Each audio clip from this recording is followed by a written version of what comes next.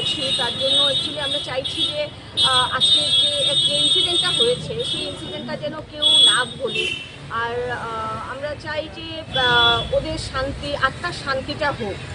আর যেভাবে মানে এটা ভীষণ খারাপ হয়েছে, বিভিন্নভাবে বিভিন্ন মানে নিউজ সূত্রে যেটা জানা গেছে, অনেকের প্রাণহানি হয়েছে, প্লাস কিছু মেডিকেলসের স্টুডেন্টসও মারা গেছে।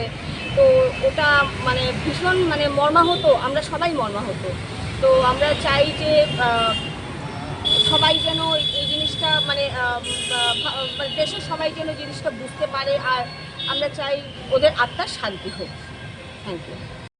চন্দ্র ল কলেজের সব স্টুডেন্ট এবং ফ্যাকাল্টি মেম্বার্সরা মিলে এখানে কন্ডোলেন্স আয়োজিত করা হয়েছে।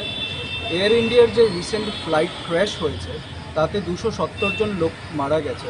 তো এটা একটা ইভেন্ট অফ নেগলিজেন্স। আমরা একটা ভয়াবহ সিচুয়েশনে আছি, যেখানে এখন ফ্লাইট চড়তে সবাই হয়তো বা ভয় পাবে। তো ওই 270 জন আত্মার শান্তির জন্যে এই কন্ডোলেন্সটা রাখা হয়েছে। আমার সাথে আমাদের কলেজের সব স্টুডেন্টসরা আছে, প্রিন্সিপাল স্যার আছেন এবং অন্যান্য ফ্যাকাল্টি মেম্বার এবং নন টিচিং স্টাফরাও আছে। ধন্যবাদ।